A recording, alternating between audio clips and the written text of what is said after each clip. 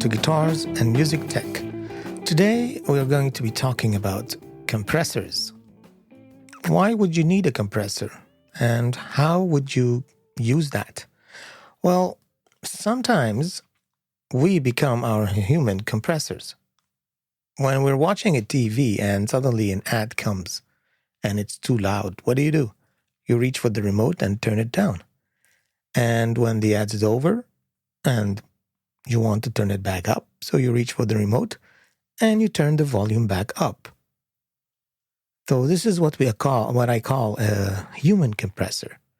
When things get louder, you turn them down. When things are soft, you turn them up. It's basically the job of a compressor, but it's done automatically.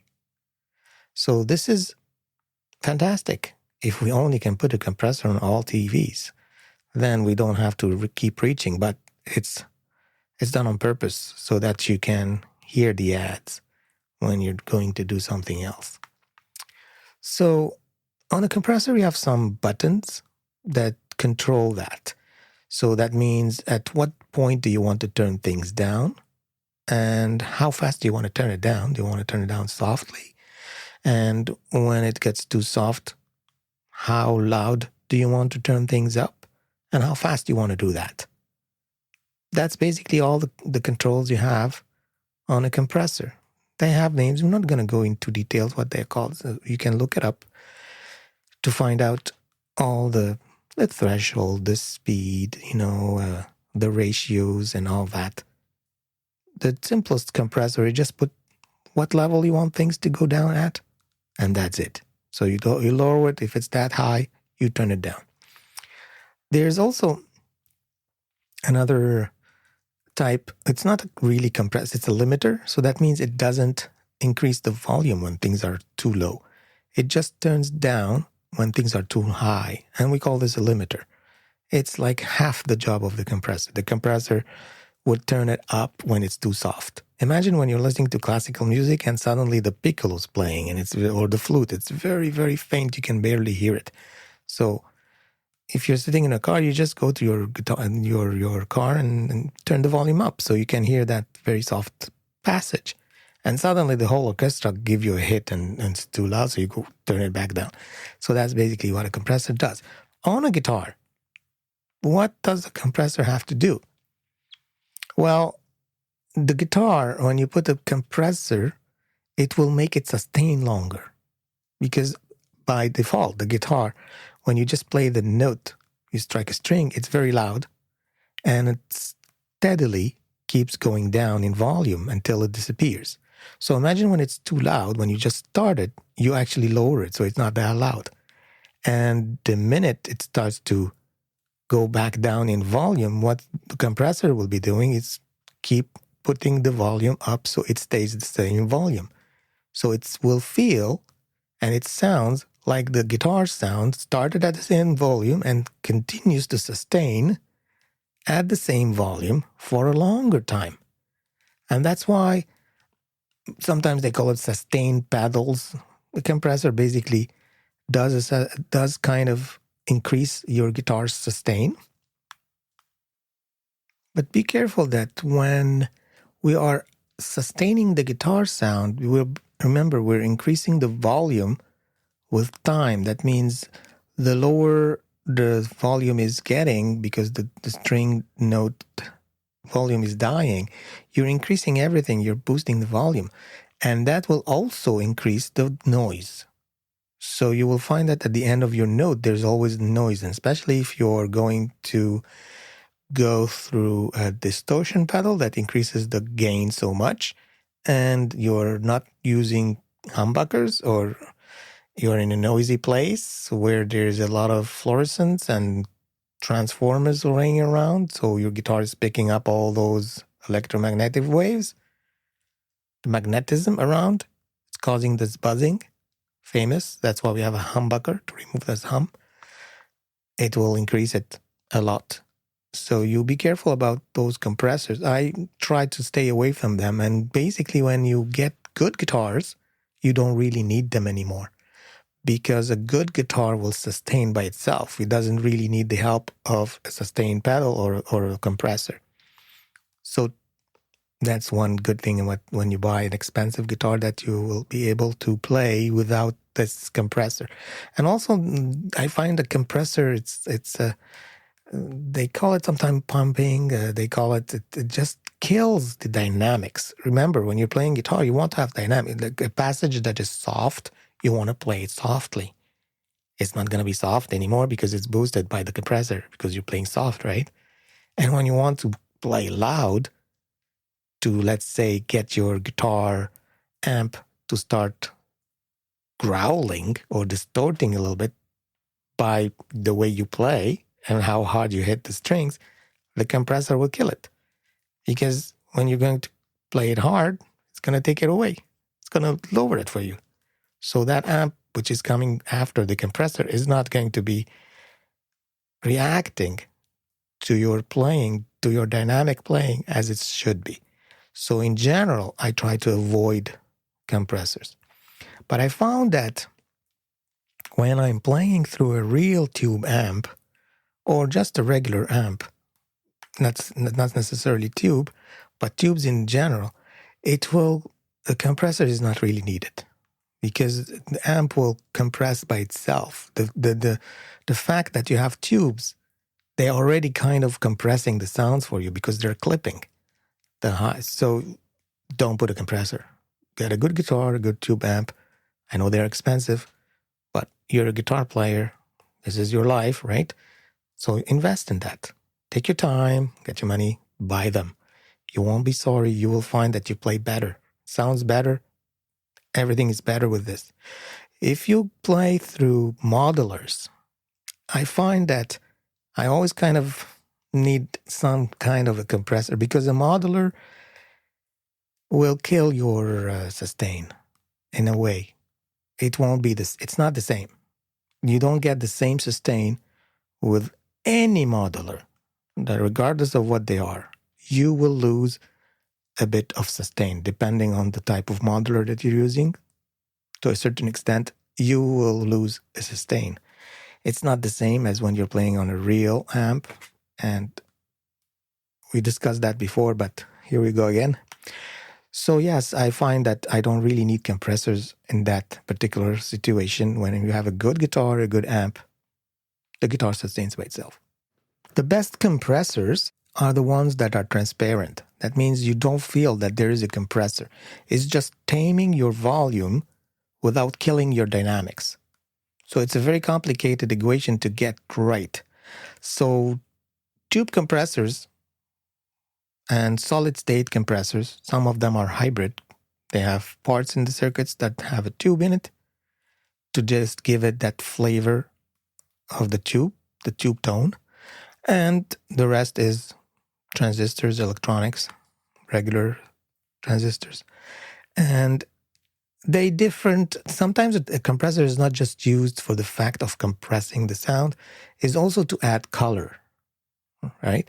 We discussed different times the color of your sound is affected by many things, and one of them is the compressors. And if you go search for types of compressors, you'll find endless types of compressor and different things. Some of them are optical. They call optocompressors because they have a little light inside and a solar cell that picks up the light.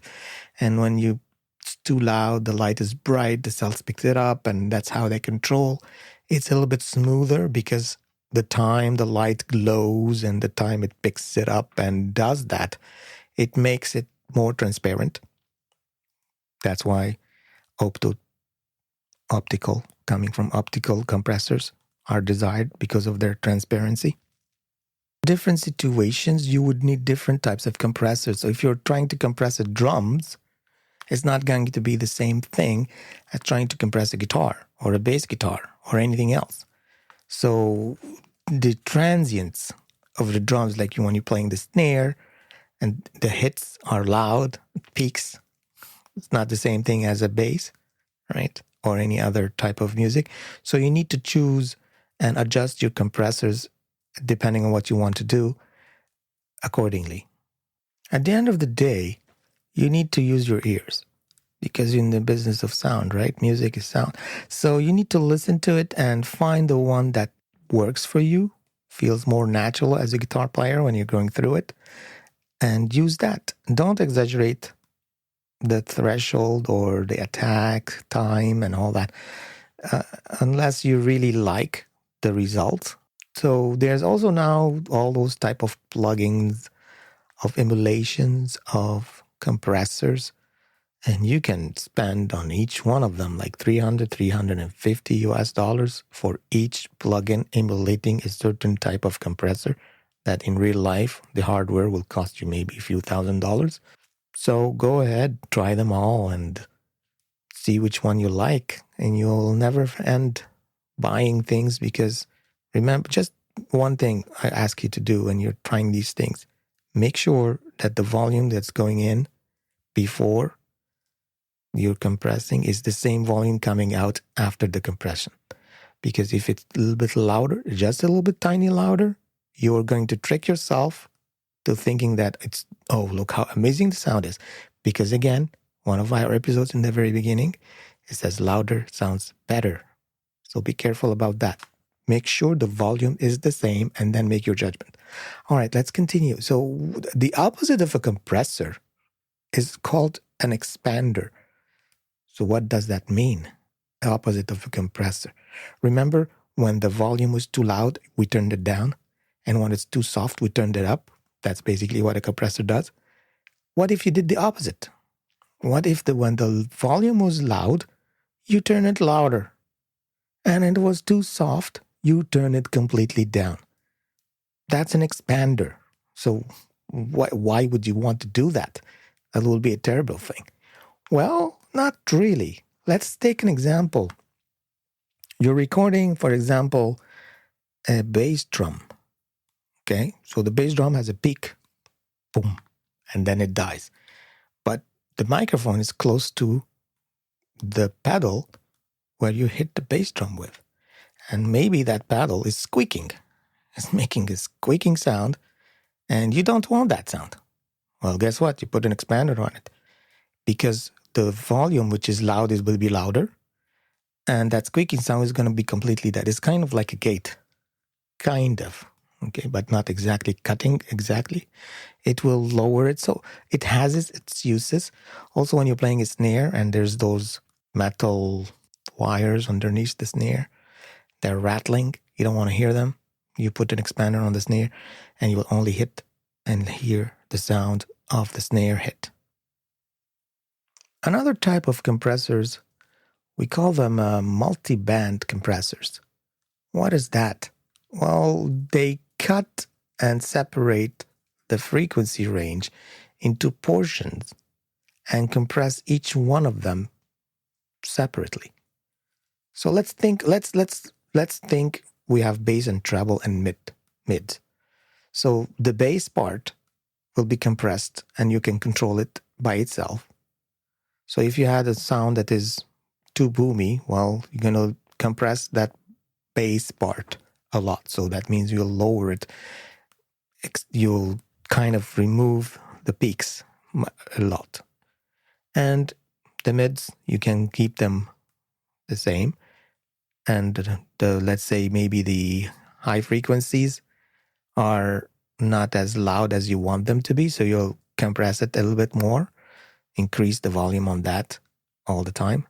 So you will kind of have a 3-band compressor, which will react and give you a good result for what you want to do. So 3-band compressors are fantastic on certain musical things. Also, there's side chaining in a compressor. And this is basically used to avoid instrument masking each other. What does that mean? Imagine we have the bass of the drums, the bass drum, okay?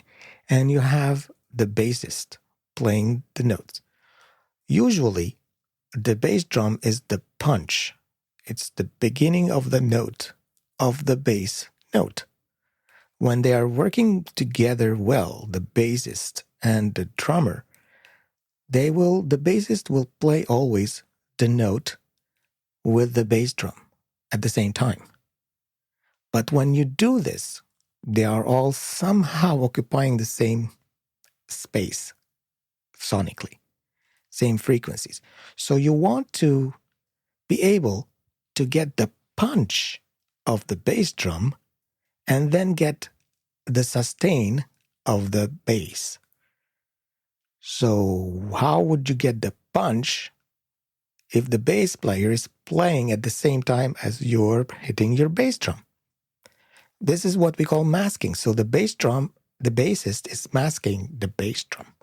So if I can lower the bass just a fraction of a second until I can hear the punch of the bass drum, and then immediately turn on up the volume of the bass to continue the note of that bass drum, then I have a fantastic sound. So guess what you do? You put the compressor on the bass and you side chain it to the bass drum. So when you're playing your bass, the sound that is affecting the compressor is not the bass itself, it's the hit from the bass drum. So the minute the bass drum comes into the compressor of the bass, guess what happens? It compresses the bass. So it lowers its volume because its thing is too loud. But it's not the bass that is too loud, it's the bass drum that you side chain to that is too loud. So it's lowering the volume of the bass a fraction of a smidget of a second because the bass drum would disappear right away, right? And then it will compress, continue to increase the volume of your bass because the bass drum is gone. So that's side chaining. And you unmask the existence of that bass with the bass drum and you will have a super beautiful sound. So side chaining is very important when you are doing a mixing between bass and bass drum and many other things that you want to do the similar idea.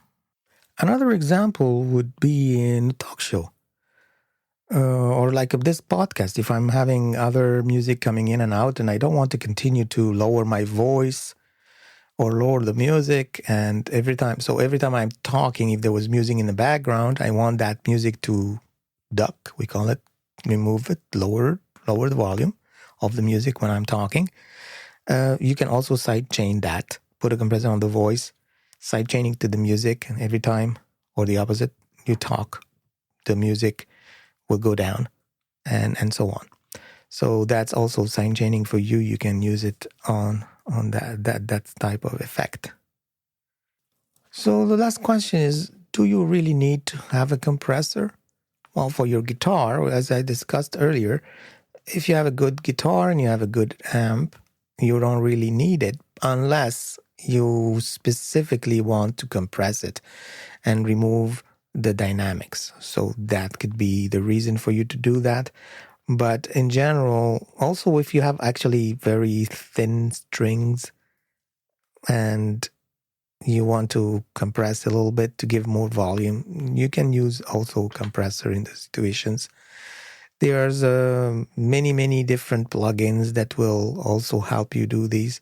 But in mixing, in music, it's always used on every single instrument to help unmask things and to help tame things and boost some part of the sounds that you want to boost. And so basically, I hope I give you an idea about what is a compressor. And on those equipment, there's always a compressor on the desk in the studio. It's everywhere. And some type of compressors, depending on their electronics and the way they're built, will have, as I said, different types of colors to them. And they're more desirable on more different things. And sometimes, we have a compressor at the end to compress everything together, to glue things together. You said glue what? What glue? Well, basically in music, when you're recording different instruments separately in tracks, at the end when you play them, you don't want to feel that they're separated from each other. Like they're really not playing in the same space. So when you put a basic final compressor on all of their instruments, so they all go through it, and it's kind of like fill in the empty spaces, put the higher, tame the dynamics of all the instruments at the same time, and it will glue things together because that's what it sounds like it's glued. So they call it's a glue compressors. So I hope you enjoyed today's episode. And next week we'll talk about, I think we're going to talk about dolls. All right. So thank you, and see you next time. Bye-bye.